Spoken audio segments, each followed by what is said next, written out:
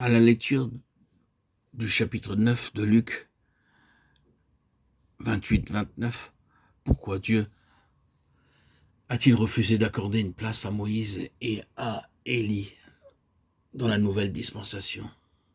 Qu'est-ce que la loi? Que sont les prophètes? Qui est Christ? La loi est un ensemble de règles et d'ordonnances qui montrent aux hommes ce qui est juste et ce qui ne l'est pas. Élie prescrit ce que nous devons faire et ce que nous ne devons pas faire. À partir du moment où vous savez ce que la loi requiert de vous, vous n'avez plus besoin d'aller vers Dieu pour le lui demander. Sous réserve de faire uniquement ce qu'elle vous dit, vous n'avez plus besoin d'être en étroite relation avec lui. C'était là l'état des choses dans l'ancienne dispensation, mais un tout autre état de choses en cours dans la nouvelle dispensation. Le Nouveau Testament substitue le Seigneur Jésus-Christ à la loi. En voulant dresser trois tentes, Pierre ne réalisait pas que Christ avait une position unique, mais plus tard il fit part de son expérience sur la montagne. Nous vous avons fait connaître la puissance et l'avènement de notre Seigneur Jésus-Christ, mais c'est comme ayant vu sa majesté de nos propres yeux, car il a reçu de Dieu le Père honneur et gloire, quand la gloire magnifique lui fit entendre une voix qui disait « Celui-ci est mon Fils bien-aimé, en qui j'ai mis toute mon affection. » Et nous avons entendu cette voix venant du ciel, lorsque nous étions avec lui sur la sainte montagne. 1 Pierre 1, 16, 18. Avons-nous vu la position unique que Christ occupe dans le Nouveau Testament?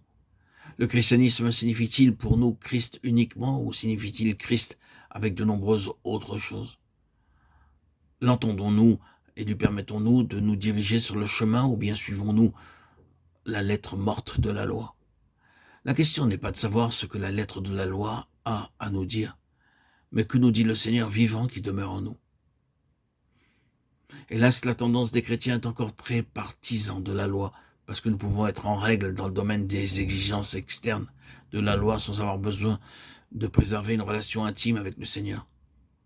Nous pouvons acquérir une certaine sagesse en observant les exigences de la loi, et cependant ignorer celle du Nouveau Testament, qui nous incite à connaître celui qui est la sagesse de Dieu.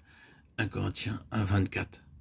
Celui qui s'appelle la sagesse déclare « Heureux l'homme qui m'écoute, qui veille chaque jour à mes portes et qui en garde les poteaux. » Nous ne pouvons vivre dans la vie chrétienne en dehors d'une étroite relation avec le Christ vivant. La loi, avec ses ordonnances concernant le bien et le mal, ne peut pas satisfaire les exigences du Nouveau Testament. Que pouvons-nous dire des prophètes? Pourquoi ont-ils été donnés? Ils ont été levés pour illustrer la loi. La loi indique seulement certains principes de conduite et ne considère pas tous les détails de la vie de chaque jour. Par exemple, la loi peut indiquer, comme dans Lévitique 11, la nourriture qui est pure et celle qui ne l'est pas, ce qui doit être mangé et ce qui ne doit pas l'être. Mais elle ne nous dit pas ce que nous devons manger aujourd'hui pour le repas du soir.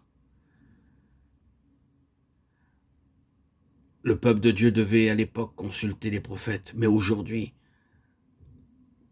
enfants de Dieu, héritiers du royaume, il n'en est plus ainsi pour nous, qui sommes sous la grâce et non sous la condamnation des lois.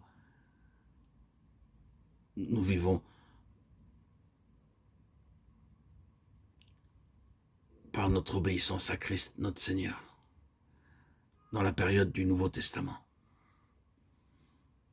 Nous vivons par son esprit qui demeure en nous et qui nous enseigne à connaître sa volonté.